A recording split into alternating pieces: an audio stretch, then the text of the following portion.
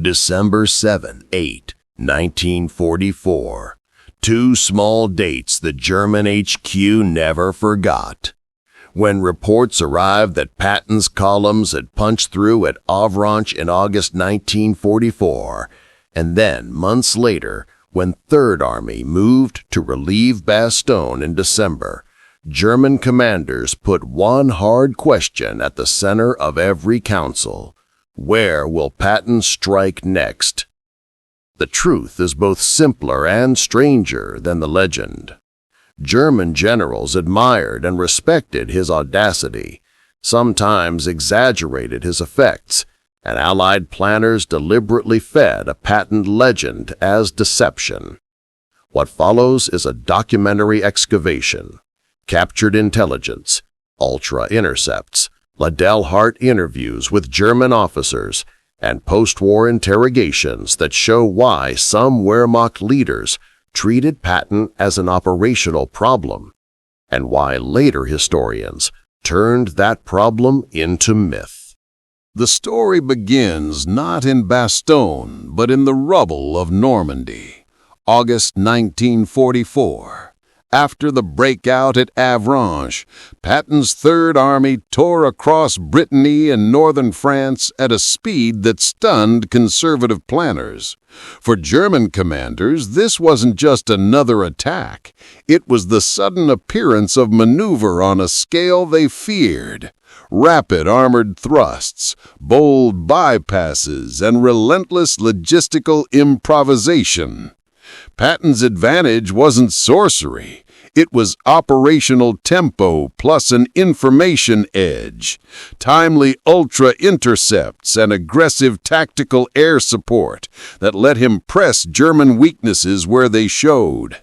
German post-war testimony and Allied intelligence records show commanders respected his operational daring, and in some locales prioritized countering him over other problems, not out of superstition, but because his thrusts threatened to unravel entire sectors. By late 1944, the Patton legend had two parents, fact and theater. Allied deception planners seized on Patton's reputation, his swagger, public visibility, and famously theatrical tours to build the fictitious First U.S. Army Group and feed German intelligence noisy, plausible signals. That showmanship made him the perfect mask for operational deception. But historians warn, and archives confirm, that some claims that Germans watched his every move like spectators overreach. Liddell Hart's post-war interviews captured German admiration for a commander who understood mobile warfare, while later analysts and official war diaries temper the picture. German high command had many threats to watch. Patton became prominent in memory because he combined success, publicity, and an outsized personality. We'll trace the line between deliberate Allied theater and genuine German operational concern. From the rubble of post-war interviews come voices that matter. Rommel, Rundstedt, Manteuffel, and others. Some praised Patton's maneuver skill. Some dismissed exaggeration, and some used him as a measuring stick for Allied operational power. Rommel, for instance, admired bold mobile warfare, and later observers credited him with recognizing Patton's ability to execute it. Other senior officers judged Patton an effective armored commander whose dash could be decisive if logistics held. But historians caution against a single slogan.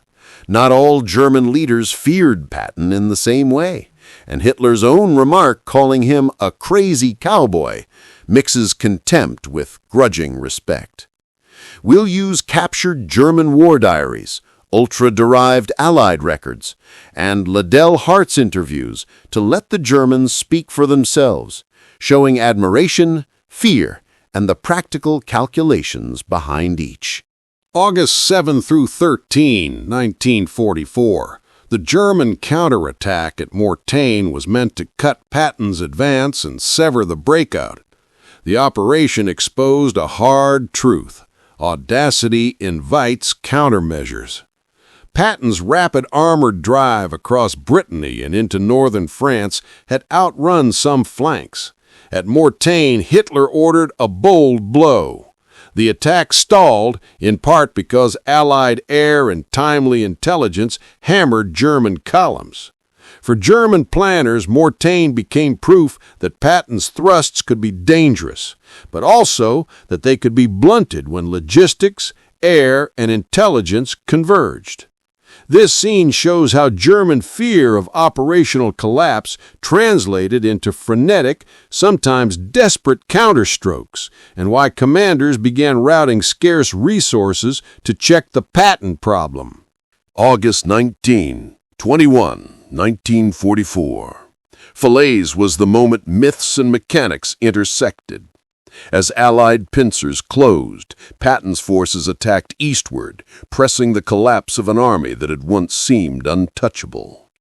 The encirclement destroyed German cohesion in Normandy. Thousands of men, vehicles, and materiel were lost.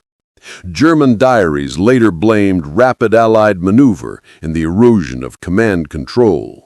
And many officers singled out the menace of American armored thrusts led by hands like Patton's. Yet the victory was collective. British, Canadian, and American corps synchronized air, armor, and infantry. The Germans feared Patton because his armored tempo exploited an already crumbling front.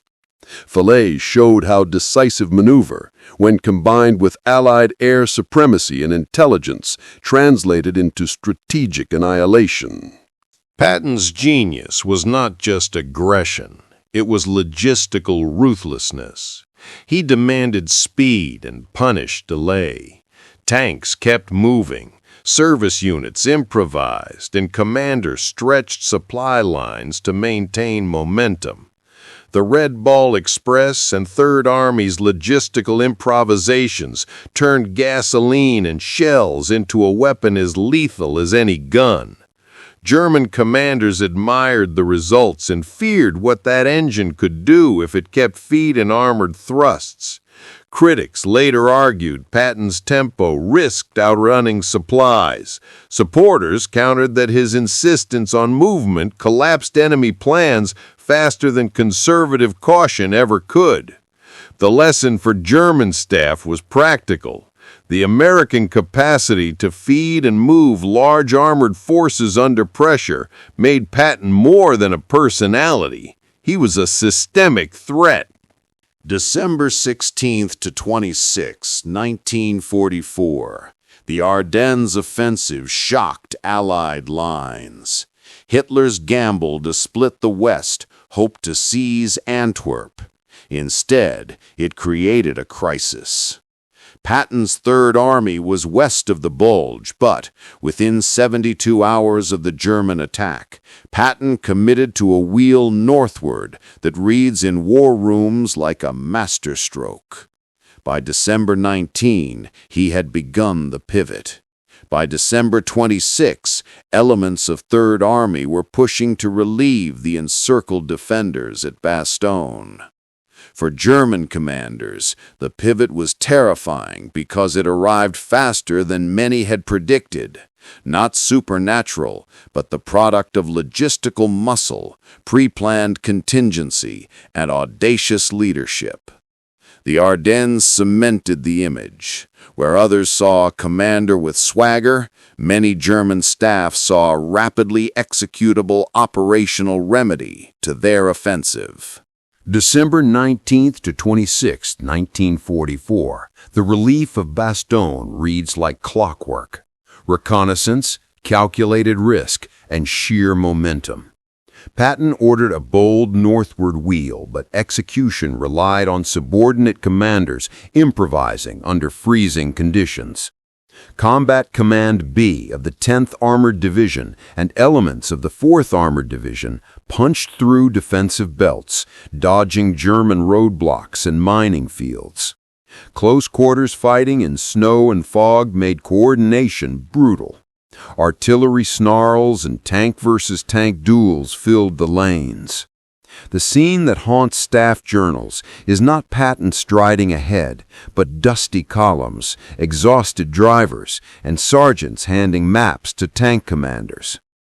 When the relief arrived on December 26th, it was a tactical convergence, speed, local initiative, and an appetite for risk that German planners later cited as proof the Third Army could rescue collapsing fronts faster than anticipated. Microhook. The moment a single Sherman broke through a roadblock and signaled the start of the end for the siege. Patton's moves were aided not by mysticism, but by information. Ultra-decrypts and tactical reports provided Allied commanders with windows into German dispositions. Conversely, German signal security and radio discipline slipped under pressure. While Ultra didn't tell Patton exactly where to wheel, it reduced uncertainty and allowed fast, informed decisions. German intelligence, fragmented and strained, misread several Allied feints as genuine offensives, a problem compounded by Allied deception operations rooting attention on the Patton threat. The result was a feedback loop. Better Allied intel let Patton exploit openings. German misestimates amplified the sense that he struck where least expected. Microhook, a captured German signal book that later made historians reevaluate how much information shaped operational tempo. Patton's persona was a weapon in itself.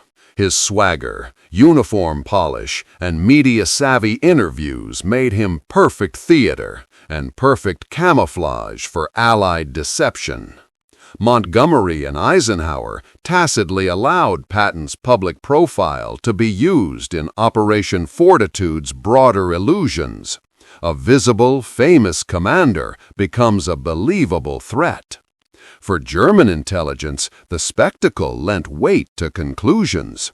If an outsized personality loomed in Allied headlines, it was plausible that operational weight followed.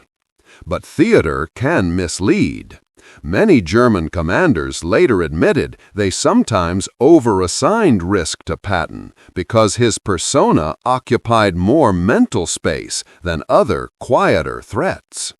Microhook, the blurred line between deliberate propaganda and genuine operational menace, and how that shaped German staff decisions. After the war, captured generals wrote, spoke, and testified, given historians raw material. Rundstedt's diaries show concern over Allied armored probing. Manteuffel emphasized the tactical audacity of American maneuver. Kesselring and others mixed contempt with grudging praise. Little Hart's interviews collected many of these reactions, but they must be read carefully. Post-war memory softens nuance. German officers often blamed systemic collapse, supply shortages, air superiority, and fractured communications, even as they singled out commanders like Patton who exploited those collapses. The net result in their memoirs? Patton became a symbol for a range of Allied advantages. Microhook, a German Corps report that, when read against Allied logs, reveals more method than miracle. Fear of Patton altered German operational calculus. Commanders reallocated reserves, prioritized anti-armor defenses along likely thrust axes, and sometimes delayed local counterattacks to plug potential Patton-led gaps. That reallocation had costs, weakened fronts elsewhere, strained reinforcements, and moral effects on troops ordered to hold against a perceived juggernaut. On the Allied side, Patton's reputation bought latitude. Deception planners exploited it, and commanders used it to force German misallocations. Yet the legacy is double-edged. The fear he inspired was partly earned, partly engineered, and partly mythologized by post-war memory. Microhook. What happens when fear becomes a force multiplier, and how that shaped the closing months of the Western campaign. March 22-28, 1945. The Rhine was the symbolic last line. Crossing it signaled the collapse of German strategic depth. Patton's Third Army wasn't the only force to cross, but its rapid bridgeheads and armored thrusts through the Rhineland demonstrated operational continuity. When axis of advance met logistical mastery, resistance collapsed. Patton's staff pressed on river crossings, used smoke, feints, and concentrated engineer effort to build pontoon bridges under fire. The psychological effect on German commanders was decisive. Once the Rhine was breached in multiple places, options narrowed from defense to evacuation. This scene shows engineers, infantry, and armor cooperating under deadline pressure, and why German strategic planners described the Rhine crossings as the moment defeat became irreversible. Microhook. A single engineer unit that built a bridge in one night, enabling an entire armored column to surge across before dawn. Late March 1945. In some sectors, the crossings were noisy and bloody. In others, they were surprisingly subtle. At Oppenheim, a rapid low-profile crossing, quiet in the official logs but loud in local memory, allowed armored elements to slip into the German rear with fewer losses than expected. German units, already stretched thin, lacked the reserves to seal every crossing. For field commanders, the worry was cumulative. Small, successful crossings like Oppenheim multiplied one another, producing operational paralysis. The Americans exploited local confusion and speed, and German reactive planning, moving units to plug apparent crises, created further gaps. Microhook. The diary entry of a German regimental commander noting, "The enemy came across like a rumor that turned into a brigade." August and September 1943, Sicily. Two incidents would complicate Patton's image. After witnessing soldiers suffering from combat fatigue, Patton slapped and berated them in field hospitals. Word reached the press and the Pentagon. Washington reacted with fury. For German intelligence, the incidents were propaganda gold. Could a brilliant commander be politically toxic? For Allied planners, the slaps mattered less on the battlefield than in the halls of power. Patton kept commanding brilliantly, but his freedom to be used as an audacious public symbol was curtailed. Eisenhower disciplined him publicly. The consequence was nuanced. Patton retained command power, yet lost some of the political cover that had made his persona useful for deception and morale. Microhook. How a human failing reshaped strategic options and fed the mythology that both intimidated and complicated German understanding of him. April 1945. Once the Rhine fell, Patton pushed into the heart of Germany with relentless mechanical appetite.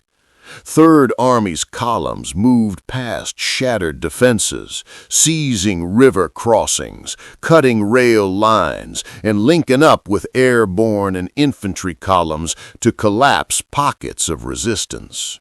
The drive into the Saar, across the Rhine tributaries, and into Bavaria demonstrated not only tactical audacity, but a codified habit: exploit success immediately before the enemy could reorganize. German field reports called these penetrations surgical and exhausting. Surgical in intent, exhausting in execution. The strategic effect: isolated German units surrendered or fled, railheads stopped moving, and command nodes lost coherence. Microhook, an armored spearhead that bypassed a town, chaining lateral German units into surrender.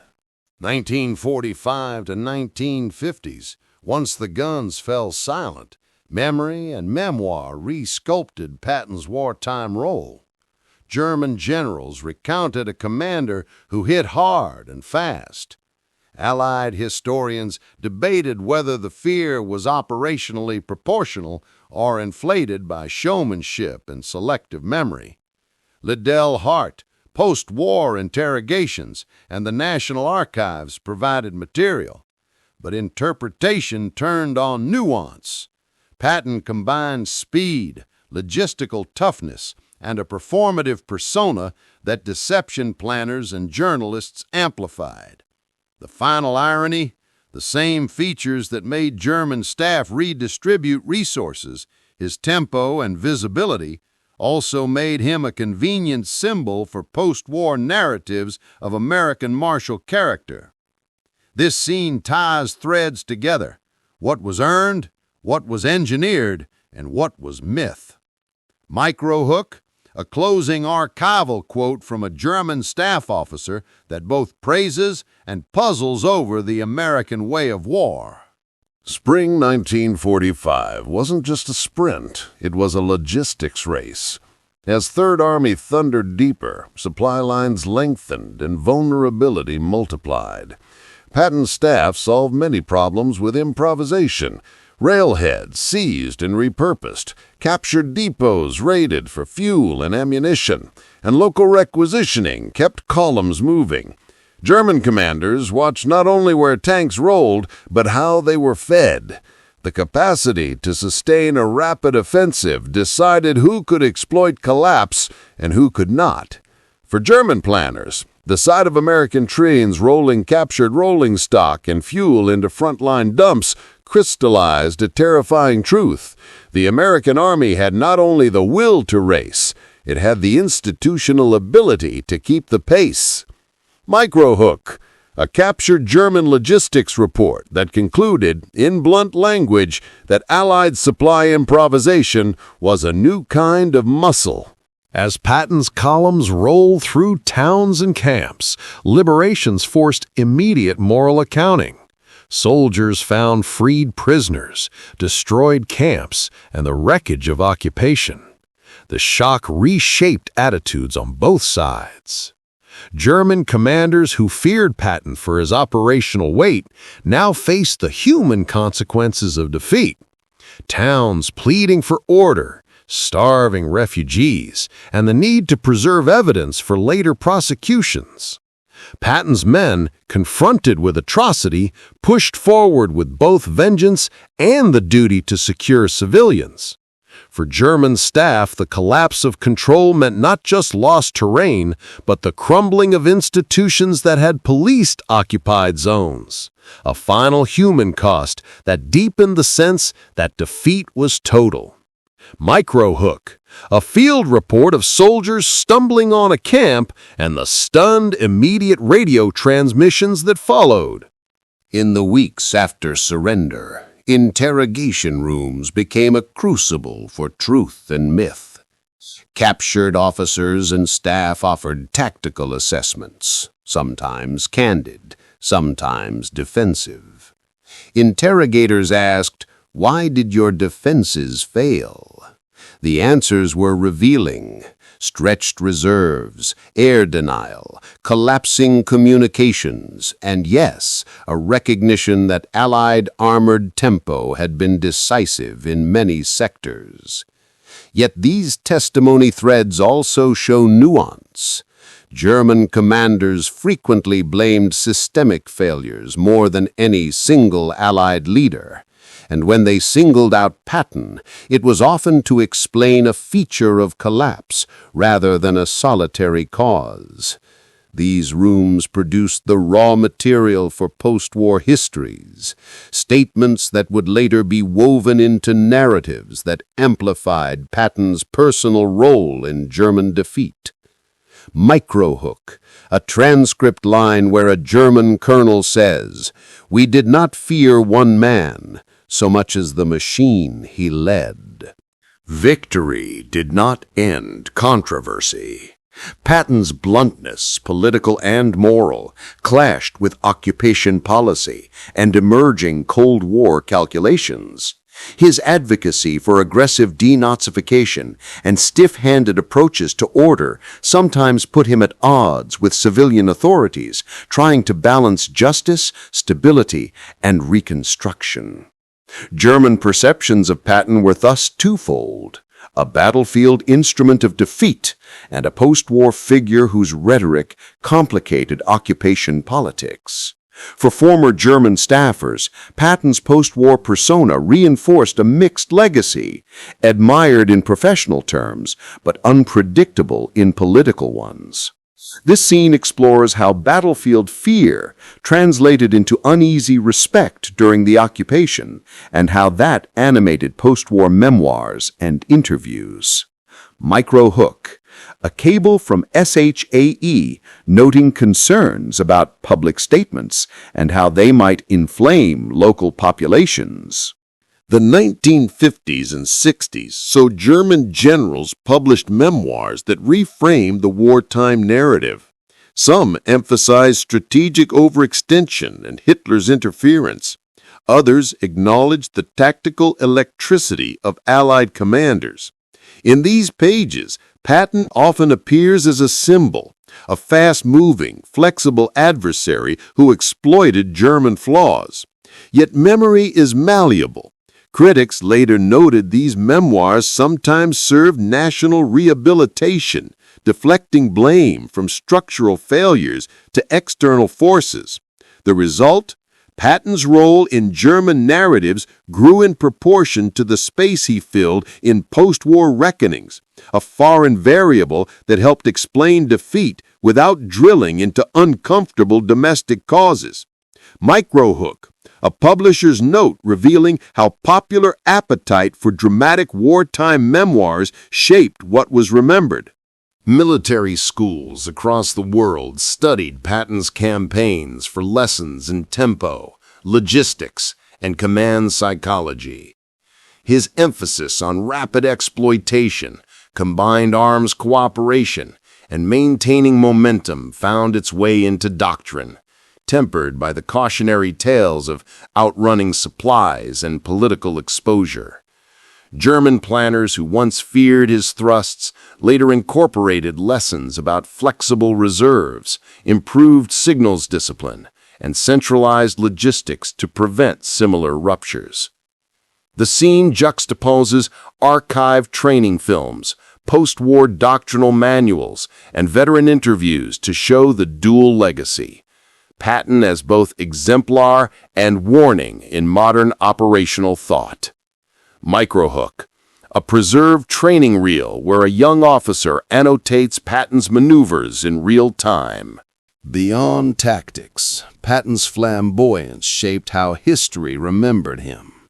His polished helmet, dramatic public statements, and carefully cultivated image made him uniquely visible. That visibility served Allied deception, bolstered morale, and fed German calculations, but it also simplified a complex commander into a near-mythic figure. This scene examines how newspapers, film, and early television transformed a field commander into a cultural icon, and how that iconography reinforced the narratives fed back into German memoirs and Allied celebrations. The final irony, the man who hated clichés, became one of the most quoted wartime clichés of the 20th century. Micro hook, a wartime poster and a later movie poster laid side by side, showing image continuity. The documentary closes where it began, a complex verdict. Did German generals fear Patton more than any Allied commander? The answer is granular. In operational terms, Patton combined speed, logistics, and audacity that created real problems for German planners at critical junctures. Avranches, Falaise, Bastogne, the Rhine crossings. Yet that operational threat was amplified by theater, press, and deliberate Allied deception. German testimony after the war alternates between pragmatic analysis and rhetorical flourish. When stitched together, it produces a narrative that mixes earned fear with constructed mythology. The final frame asks the viewer to weigh both, honor the real operational skill, understand the political and theatrical factors that magnified it, and recognize how wartime memory can become a force of its own. End on a haunting German staff note. He was not a god. He was a problem we could not always solve.